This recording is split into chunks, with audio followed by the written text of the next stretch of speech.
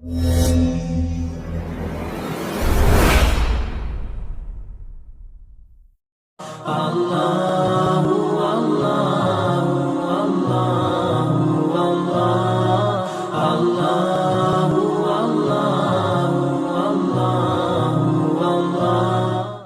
doa yang dapat ditujukan kepada seseorang untuk dia membayar hutangnya pada kita?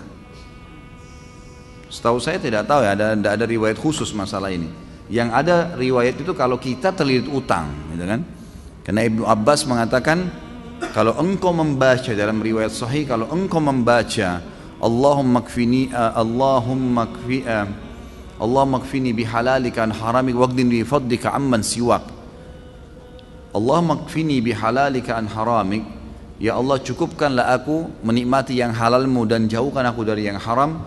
Waqdini bifadlika amman siwak, dan lepaskan saya dari ketergantungan kepada selainmu, maka akan dibayarkan utangmu oleh Allah walaupun memenuhi langit, kata Ibnu Abbas radhiyallahu anhu. Ini harus diamalkan, dan ingat kalau berdoa ikutkan dengan hadis Nabi yang lain riwayat Bukhari, ud'ullaha mukinuna bil ijabah.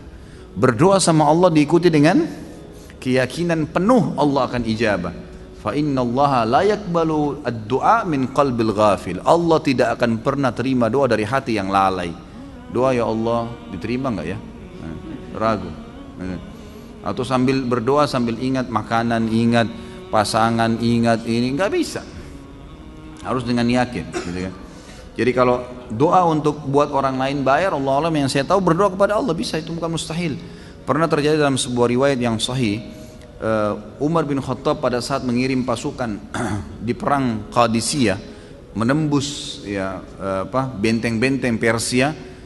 Nah pada saat itu pasukan muslimin yang masuk dari 12.000 orang pasukan ini, itu kan kalau pasukan jihad masuk dan menang, berarti lokasi yang ditembus itu menjadi harta rampasan perang. Jadi miliknya mereka, miliknya mujahid. Jumlah mereka kecil, wilayah Persia besar, gitu kan. Ini kalau dibagi ini luar biasa gitu. Maka waktu itu mereka sudah mau bagi, tapi sebelumnya minta saran Umar bin Khattab. Umar berpikir untuk apa, mujahid ini nggak butuh sebanyak ini. Maka Umar bin Khattab juga berpikir mereka mu'allaf, baru masuk Islam, baru mengenal Islam lebih baik. Ganimah ini harta rampasan perang dibagi aja, tetap pemiliknya tapi dikasih setengah kepada para mujahid. Waktu itu Bilal radhiyallahu anhu sahabat Nabi yang lain menolak. Waktu Umar bin Khattab kasih keputusan, kata Bilal, ya Amir Mukminin, jelas hukum agama kita, gitu kan? Ini dibagi untuk mujahidin. Maka Umar bin Khattab mengatakan, wahai Bilal, pikirkanlah, kalau kau mendapatkan sekian bagian dari Persia, kau mau apain tuh harta? Banyak sekali, gitu kan? Dan mereka itu orang-orang yang baru masuk Islam. Lebih baik kamu berbagi dengan dia sambil kamu ajarkan Islam. Ini pendapat Umar. Tapi Bilal tetap ngotot, nggak mau. Kata Umar, saya pun meminta tolong kepada Allah agar melunakkan hati Bilal melalui doa malam saya.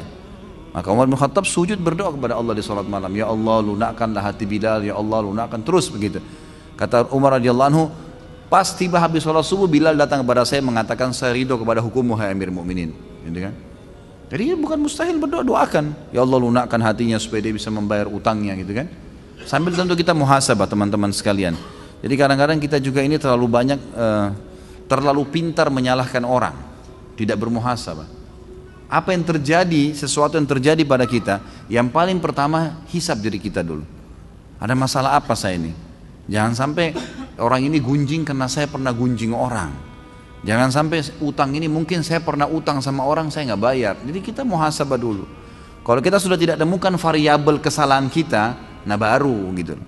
Baru kita mungkin ini cobaan murni, bukan karena kesalahan saya. Tapi kalau kita memang dasarnya ada kesalahan dulu, mintalah kepada Allah mudah-mudahan jadi pengampunan dosa gitu. Allah.